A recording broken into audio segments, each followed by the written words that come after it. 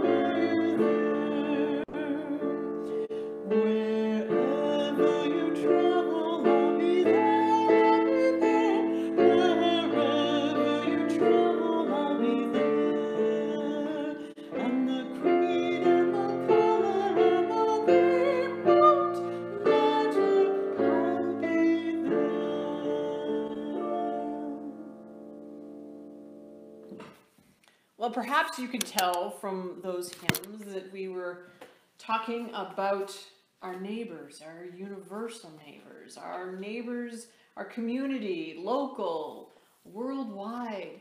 And this week, this first week of February, is the UN's observance of the World Interfaith Harmony Week.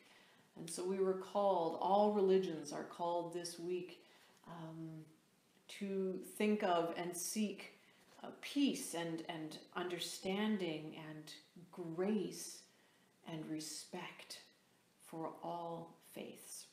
And one common thread that, regardless of what we call in Christianity as God, what other religions call God,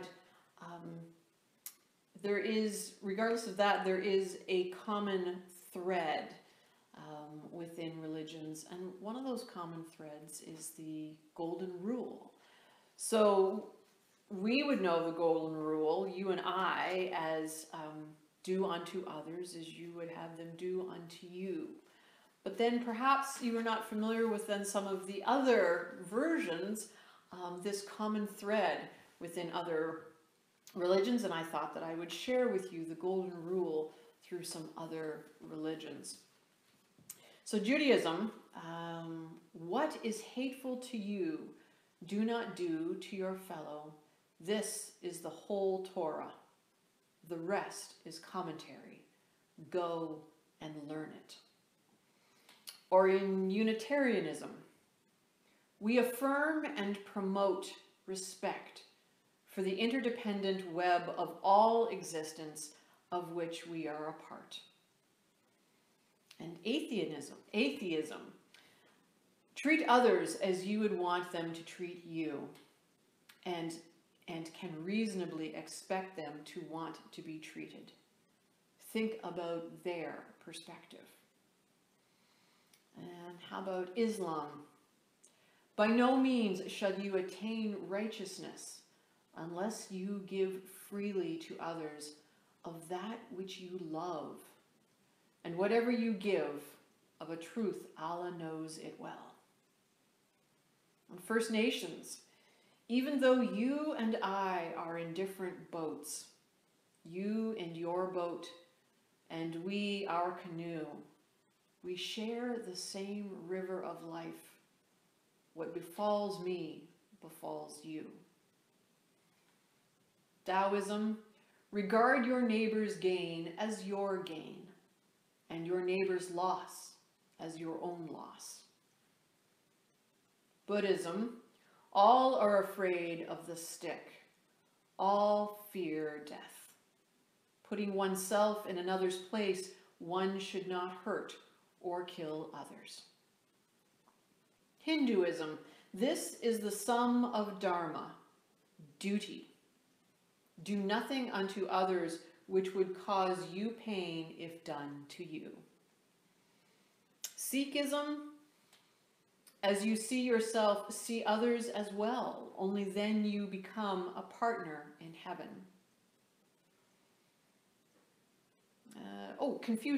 Confucianism. Tse Tung asked, is there one word that can serve as a principle of conduct for life? Confucius replied, it is the word shu, reciprocity. Do not impose on others what you yourself do not desire. The Baha'i faith, and if thine eyes be turned towards justice, choose thou for thy neighbor that which thou choosest for thyself. Humanism. Before performing an action which might harm another person, try to imagine yourself in their position and consider whether you would want to be the recipient of that action. If you would not want to be in such a position, for the other person probably would not either, and so you should not do it. And Zoroastrianism, whatever is disagreeable to yourself, do not do unto others. So the golden rule, a common thread amongst world religions. And I just want you to keep some of these, keep the thought in mind this week, and while we are, we'll be going into our creative time in a moment, that this is World Interfaith Harmony Week. So let's take a moment in prayer. O great Creator, we are gathered together in your name. that we may be of greater service to you and to our fellows. We offer ourselves to you as instruments. We open ourselves to your creativity in our lives. We surrender to you our old ideas. We welcome your new and more expansive ideas. We trust that you will lead us. We trust that it is safe to follow you. We know you created us and that creativity is your nature and our own. We ask you to unfold our lives according to your plan, not our low self-worth. Help us to believe that it is not too late and that we are not too small or too flawed to be healed by you and through each other and made whole. Help us to love one another, to nurture each other's unfolding, to encourage each other's growth and understand each other's fears. Help us to know that we are not alone, that we are loved and lovable. Help us to create as an act of worship to you. Amen. So let's go and create. The supplies you'll need today for our poetry luminary, if you would like, are pretty much the same as we've been using the past weeks.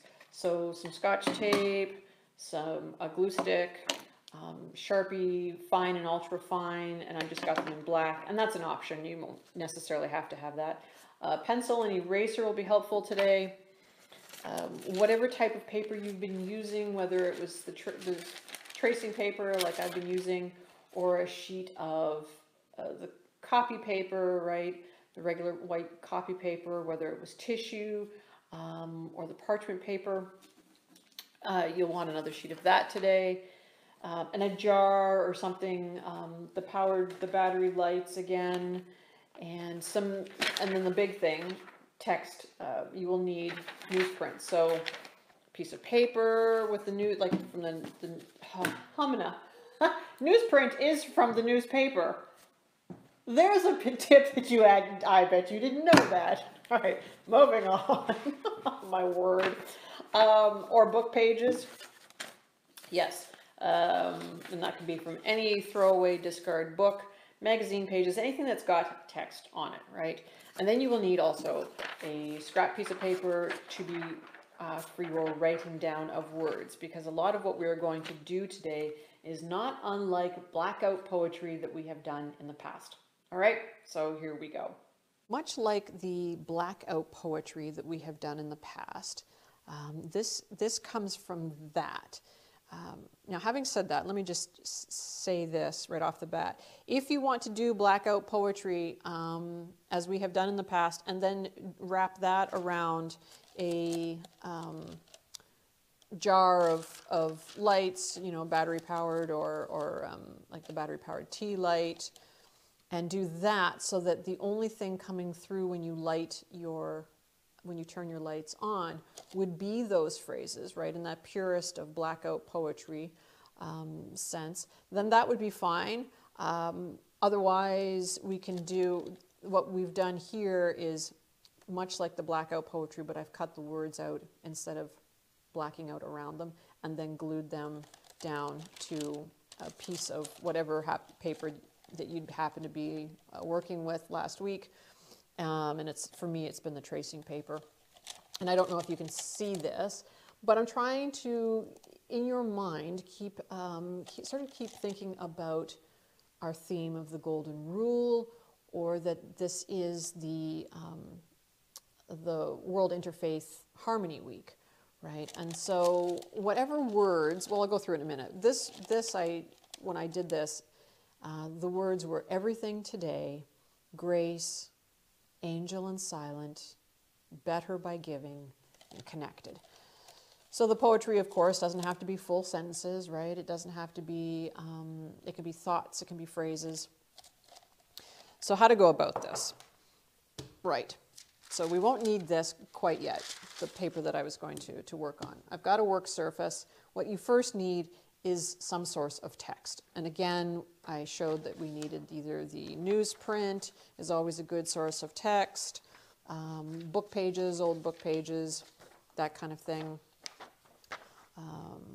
You know, can be little, whichever.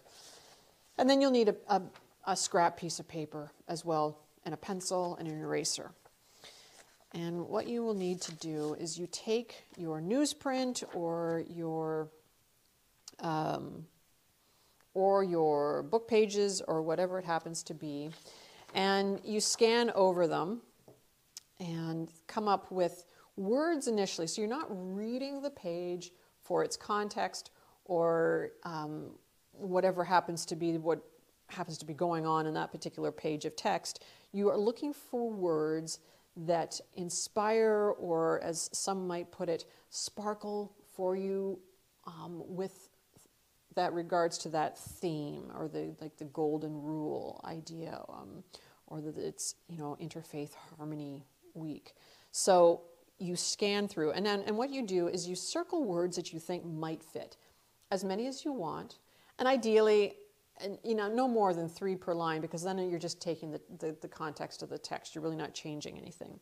Use it as a pool of text, right? Use it as a big old bag of words versus thinking of it as sentences and phrases at this point. And if you think inside the idea of the theme, you can go through, and I circled, you know, there was the word happy that initially struck me, or friendly, or helped, or instantly quieted, any of these kinds of things. And as you come across them, circle them, but then also write them down. Okay, so I would write down, you know, happy, and I would write down helped, and I'd write down instantly quieter, and I would continue through. And then once I go through the list, and normally with blackout poetry, you would go through the list, and the words have to remain in order, right? You would find whatever words, once you have found your words, and you might need an article like the word the or the word and you try and find it as well, to make phrases, to make thoughts, coherent thoughts. Normally in blackout poetry, then once you have them, you decide which, check the words, scratch out which ones you don't want. The ones that you do want, then you go with a Sharpie, and I would use an ultra fine initially, and you create a box or a circle around it, and then you can erase any other lines, circles around it with that are pencil lines that are still showing, and then all of the other text you would technically black out, so that the only thing would be visible are these words on the page. But so you could do it that way, and then, you know, have a very, the only thing is that when you do it like that, then if you were to wrap it right around a candle at that point, it's going to be hard. You would have to attach it to another piece of paper, which is fine, because of course it's not going to wrap that far. What I had done was, and what the original inspiration was, that once you found those words, that you would then cut those words out. And in this particular case, then, the order isn't going to matter, right? You can just use the pool of words and reorder them in any way that you want, which actually makes this a bit easier. Whereas the blackout poetry, you're forced into the order, because you can't mix up the order when you're blacking out, and it stays on the page. This, because you're cutting out each of the words, cut them out, and then have your piece of paper, whatever you happen to be gluing on. Right, here's a word, the word feeling. Or how about feeling like? And you just go ahead and you cut your words out. And this text is small. I understand that. It is about creating. It's not about making it big and bold all the time. Once you have all of your words, right, and you have the size of paper that you want, however, whatever size that may be, then you would go ahead and then just add the glue to it. And certainly with something this small, I find a lot of the time that it is easier, of course, to run the paper along the top of the glue stick like this than trying to put the glue stick on it this way, right? It's yeah, just because it's so little. And then however you want them in order, right? In this particular case, I sort of staggered them because they were more like thoughts and phrases, versus coherent full-on sentences or anything like that. So then you would just glue it wherever and go ahead, and there you have your poem. Now, if it's important to you that this really stand out, right? Remember, this was the piece that I had sent out in the email that I had found, that obviously the text, either this is a very small glass that they have this wrapped around, or it was also very large text.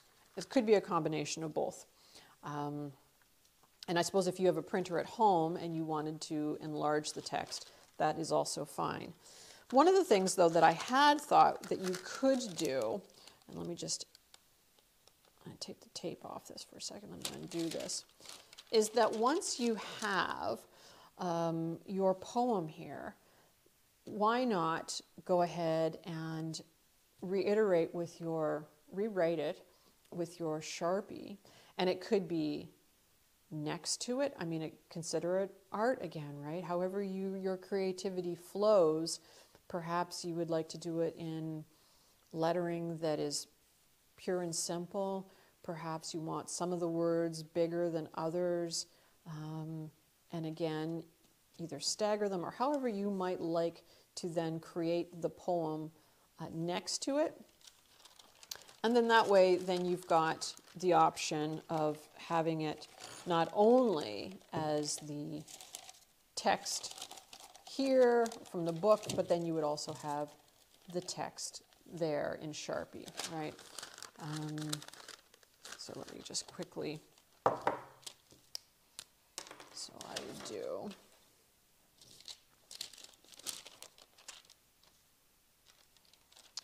let's see. So everything today.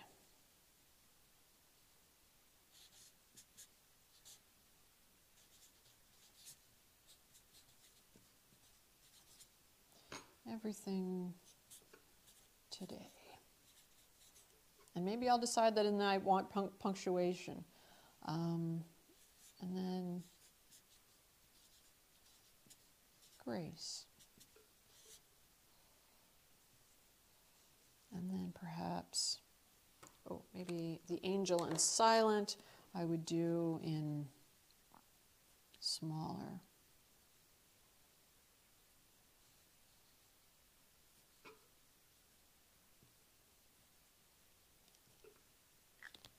Right, you get the idea. So you could just do it however at that point that it, and like I say, you could do it on angles, you could do it, you could recreate it in any way, shape, or form, or if there are other ideas from the weeks past that you would like. But then you also have, so now you have your poem here, but then you also have it there if you needed to be able to see it more clearly. This can be in color if you wanted the words all in color. You could do it much like we have done our, we did coloring our prayers, maybe in a prayer bubble kind of thing, and then just have this. I mean, there's lots of, think outside the box, right? This is your time of prayer, so think upon it like that. Honestly, I don't remember if I mentioned this at the beginning of the video because I've done so many takes. I've deleted so much stuff, I can't remember what I said in this take or not. So I'm going to say it again. If the whole idea of cutting out the words and things is not because it doesn't really show up, appeal to you, the other option is that when you cut the words out, you could just put it on a scrap piece, cut the paper. I just tore this really quick.